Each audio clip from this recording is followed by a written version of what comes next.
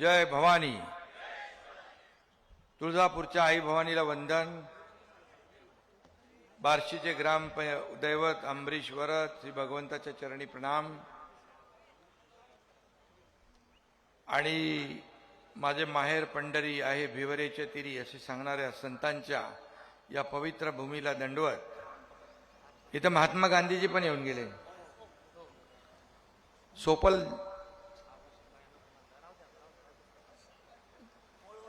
मूळ वैरागचे आणि सोपल साहेब 6 वेळा निवडून आले. 7 वेळा निवडून आले. आता या विधानसभेच्या वेळेत थोडं गाडी चुकली नाही तर मंत्रिमंडळात असते ते. बघायचं आहे ना तुम्हाला.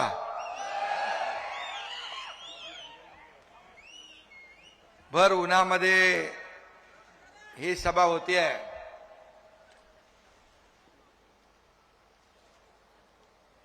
खरं म्हणजे सोपल साहेबांचं गेल्या अनेक वर्षाचं या विधानसभेतलं काम आपण पाहिलेलं आहे. मी जवळून त्यांना अनुभवले. 2 वेळा ते विधानसभेत नव्हते पण विधानसभेला देखील चुकल्यासारखं वाटायचं. सोपल साहेब अजात शत्रू आहे, सगळ्यांचा मित्र आहे.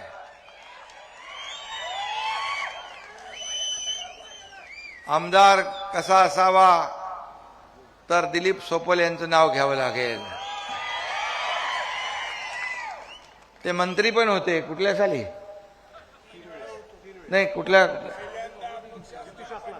95 युती सरकारमध्ये बाळासाहेबांच्या आशीर्वादाने मनोहर जोशी आणि राणेसाहेब आणि 13लाही होते. तसा अनुभवी माणूस आहे आणि कलाकार पण आहे.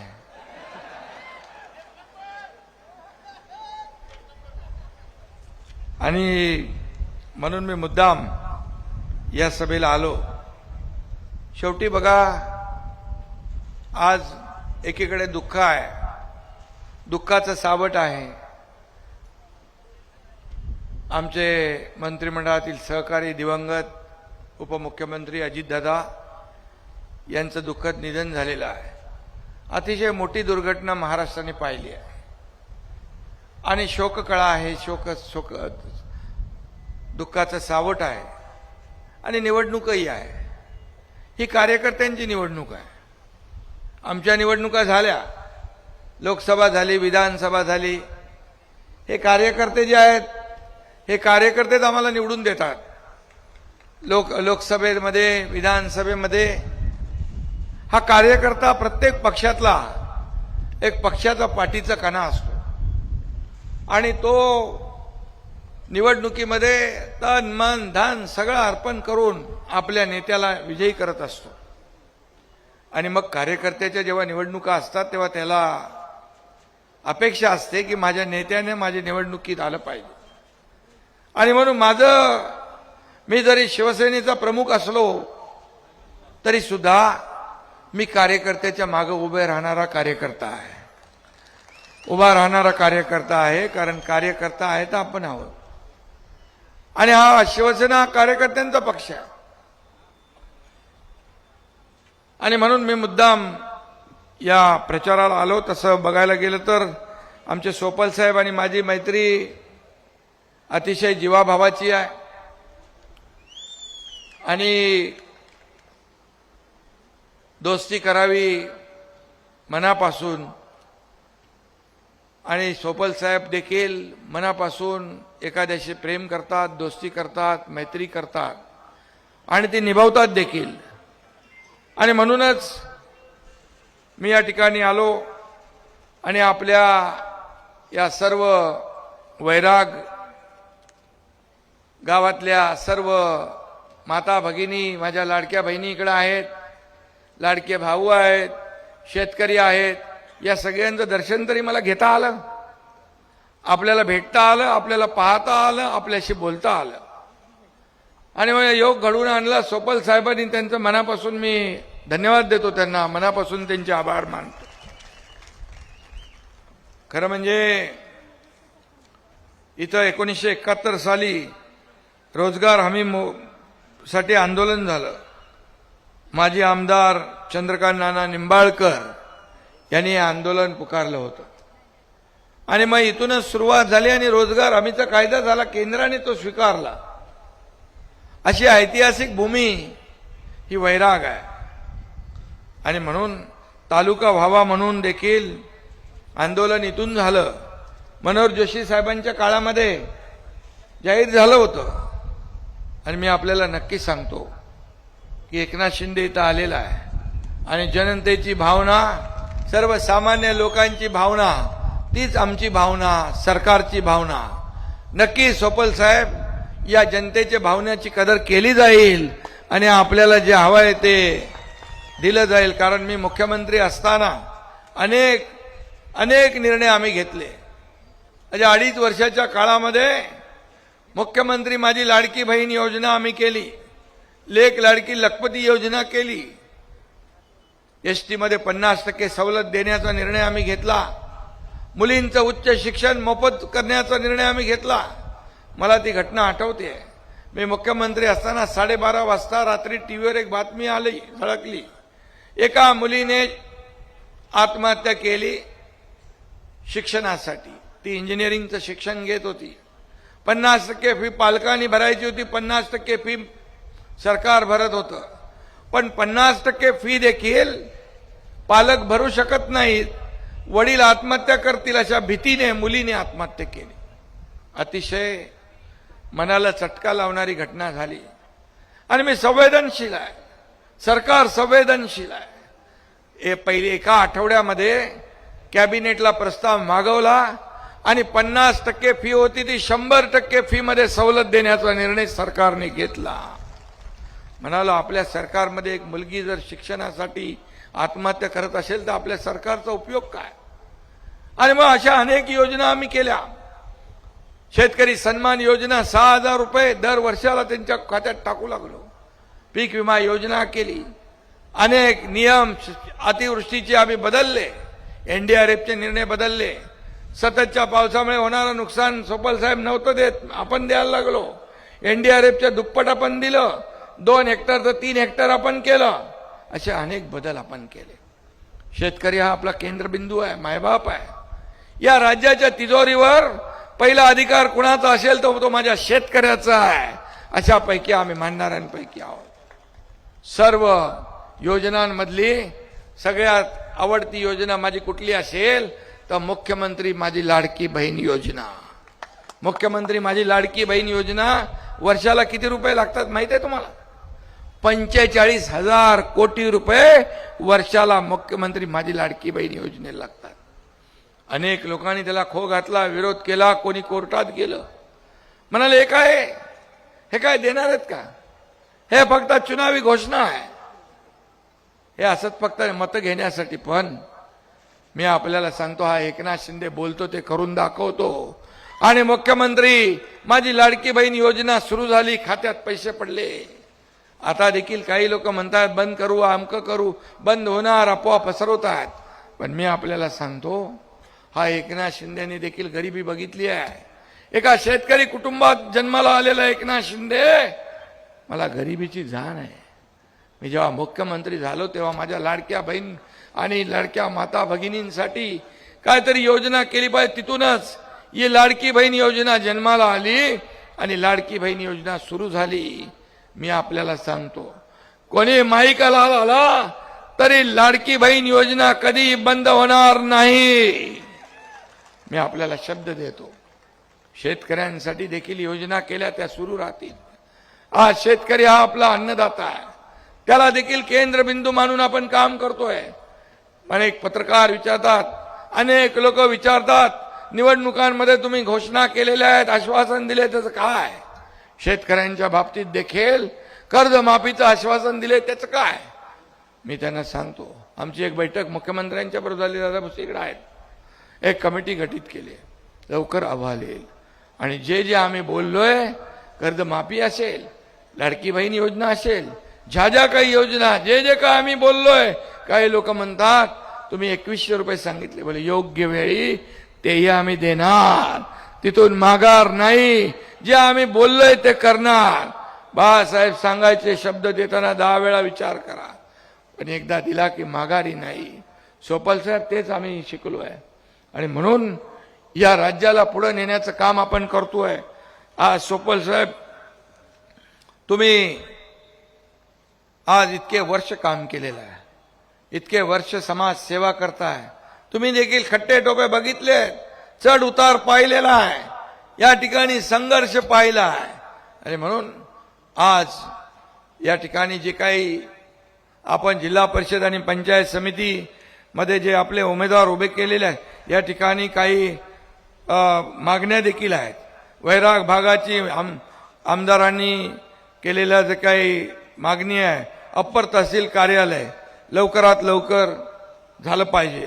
तालुका मी बोललो आता जवळगाव मध्यम प्रकल्पात मराठवाड्याला जाणाऱ्या पाण्याच्या वाट्याचं पाणी उपलब्ध करून सिंचनाचं पूर्ण सिंचन आपल्याला पूर्ण करायचं आहे.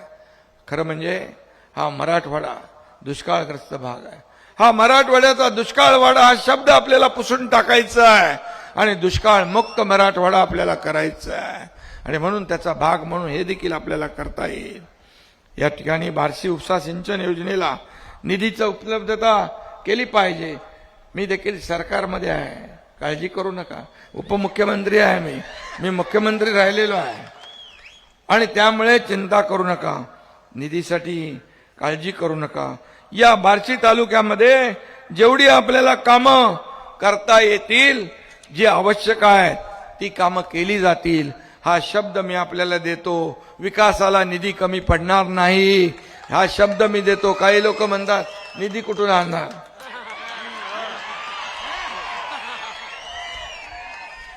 अरे हा एकनाथ शिंदे पण सरकारमध्ये आहे आणि त्यामुळे आपल्याला मी एवढंच सांगतो, विकास कामांमध्ये कुठेही डावं उजवं आम्ही करत नाही. माझ्याकडे मी मुख्यमंत्री असताना अनेक पत्र यायची, शेकडो हजारो लाखो पत्र आली, सगळ्यांवर मी सह्या केल्या. अजितदादा आज आपल्यात नाहीत, पण एकदा बसताना बोलले, दादा भुसे माहिती आपल्याला, की आतापर्यंतच्या इतिहासामध्ये महाराष्ट्राच्या सगळ्यात जास्त सह्या करणारा मुख्यमंत्री कोण, तर त्याचं नाव एकनाथ शिंदे. अजितदादांचे शब्द. आणि म्हणून हे विकासासाठी जेवढं काय आपल्याला करता येईल ते केलं पाहिजे. लाडक्या बहिणींसाठी, भावांसाठी, शेतकऱ्यांसाठी, माझ्या तरुणांसाठी, उद्योग रोजगार. इकडे काय MIDC कुठं आहे का नाही? अरे कुठं करायची, जागा जमा करा, लगेच द्यायला लावतो मी. उदय सामंत यांना मी तत्काळ सांगतो, तुम्ही तयारी तुमची करा. उद्योग आणायचा, MIDC स्थापन करायचं काम एकनाथ शिंदे करेल, हा शब्द माझा आहे. कामाला, लोकांच्या हाताला रोजगार पाहिजे, तरुणाच्या हाताला रोजगार पाहिजे. या बार्शीतला, या वैराग मधला तरुण नोकरीसाठी मुंबई, ठाणा, पुणा इकडे जाता कामा नये, त्याला इथंच रोजगार मिळाला पाहिजे. ही भूमिका सरकारची आहे आणि म्हणून मी आपल्याला एवढंच सांगतोय की आता सोपल साहेब आणि आम्ही आता सोबत आहोत, एकत्र आहोत आणि वैराग नगरपंचायत दत्तक घ्यायचे. नगरपंचायत तर लगेच घेतो, कारण नगरपंचायत जी आहे या ठिकाणी ती नगरविकासकडे येते, बरोबर ना. आता नगरविकासासाठी तुम्हाला काय काय किती पैसे पाहिजे सांगा. मी आता तिकडे आचारसंहिता नाही आहे, तिकडे आचारसंहिता नाही. तुम्हाला सांगा, महत्वाची क्रमांकाप्रमाणे नावं सांगा, कामं सांगा आणि ती कामं या ठिकाणी एकनाथ शिंदे केल्याशिवाय राहणार नाही, हा शब्द मी आपल्याला देतो. तुम्ही काय काढले? नगराध्यक्षांनी दिलंय. हायमास, रस्ते, गटारी 20 कोटी, वैकुंठ स्मशानभूमी 5 कोटी, CCTV 2 कोटी, नगरपंचायत नवीन इमारत बांधकाम 7 कोटी. काय इमारत नाही आहे? मग बसता कुठं? अरे कारभार कुठं करता? मग तुम्हाला पहिलं हे काम केलं पाहिजे. नगर पंचायतची चांगली इमारत बांधली पाहिजे, तात्काळ ती बांधली पाहिजे. आणि मी तुम्हाला सांगतो, हे 34 कोटी रुपये जे आता तुम्ही मला निवेदन दिलेलं आहे, याचा पहिला टप्पा तुम्हाला उद्याच्या उद्या मिळाल्याशिवाय राहणार नाही.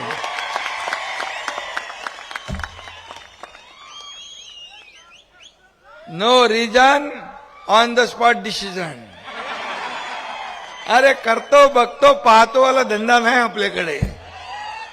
एकनाथ शिंदेने 450 कोटी रुपये मुख्यमंत्री सहायता निधीमधून दिले. 450 कोटी, 70 ते 80 हजार लोकांचे जीव वाचवले. हे पैसे कोणाचे आहेत? हे जनतेचे पैसे आहेत. हे आमचे नाही. आम्ही मालक नाही, आम्ही सेवक आहोत. तुम्ही मालक आहात.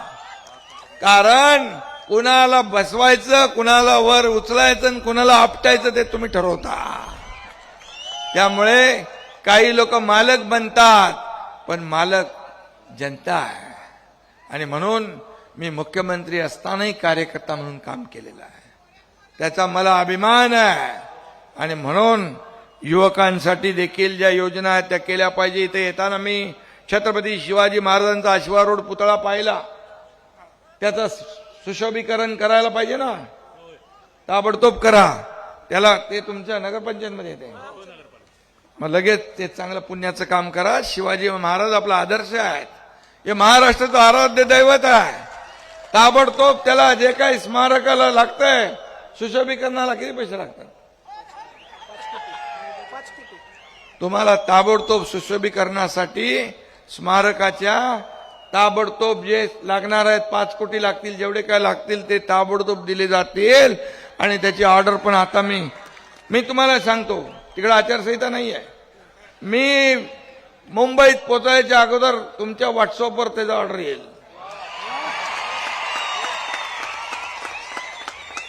पैसे कुठून आणणार? हे का पैसे?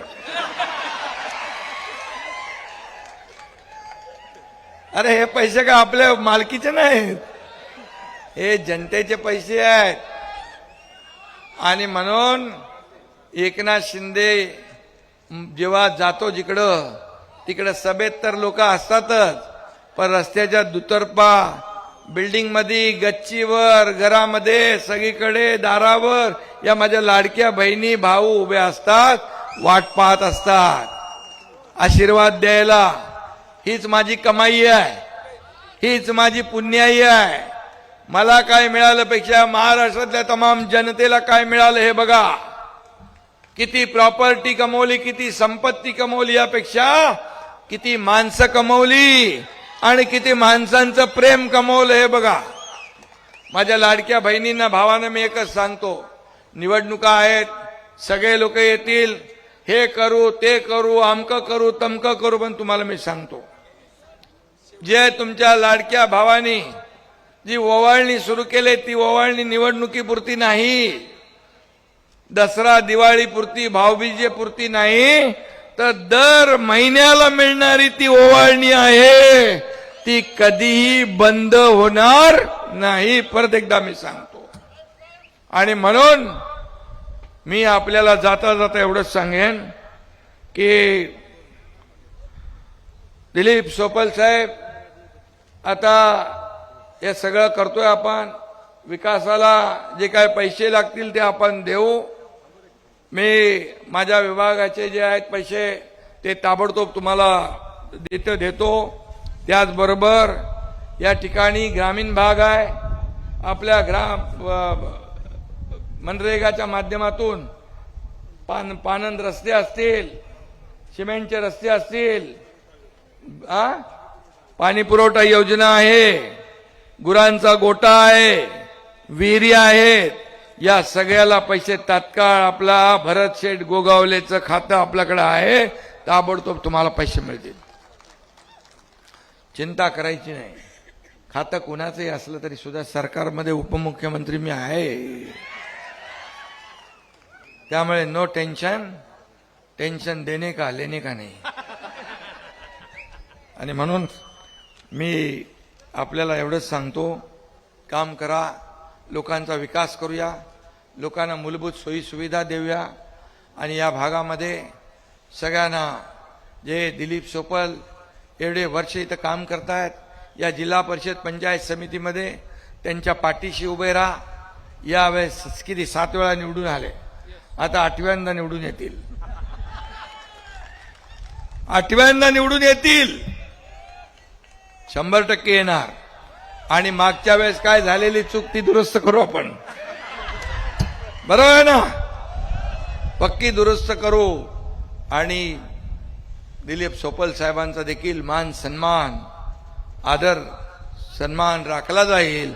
आणि म्हणून मी आपल्या सगळ्यांना खूप मनापासून या ठिकाणी शुभेच्छा देतो सगळ्यांना. संत्र्याचा कारखाना, ओके.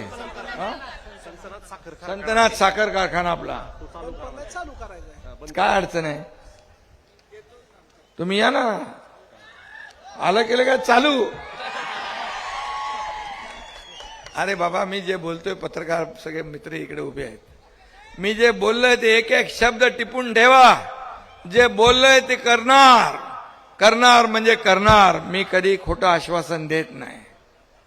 मैं एक तो कमिटमेंट करता नहीं और एक बार मैंने कमिटमेंट कर दी तो फिर मैं खुद की भी नहीं सुनता. हा माझा स्वभाव आहे. अरे बाबा, या छोट्या कार्यकर्त्याकडे 50 लोक कसे काय आले? 50 आमदारांनी विश्वास ठेवला ना.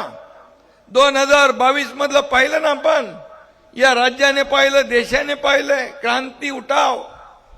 आणि म्हणून आपल्याला मी सांगतो, जे मी बोलतोय ते करतो.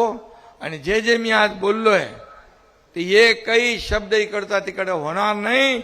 विकासाला तुम्हाला पैसे कमी पडू देणार नाही, हा माझा शब्द आहे. आणि म्हणून चिंता करू नका. पैसे कुठून येतील, काय येतील, आपोआप येतील. विकासाचे पैसे आहेत, लोकांचे पैसे आहेत, जनतेचे जे पैसे आहेत ते जनतेच्या कामासाठीच वापरावे लागतात आणि ते वापरले जातील, त्याचं नियोजन केलं जाईल, हा शब्द मी आपल्याला देतो. आणि पुन्हा एकदा आपल्याला सगळ्यांना विनंती करतो, दिलीप सोपल साहेबांच्या या सर्व कुठल्या आघाडी आपली, ते सगळे उमेदवार निवडून आणणार तुम्ही? पक्का हात वर करून सांगा. तुम्हाला जे बोललोय मी ते सगळंच्या सगळं देणार, हा देखील मी तुम्हाला शब्द देतो. धन्यवाद. जय हिंद, जय महाराष्ट्र.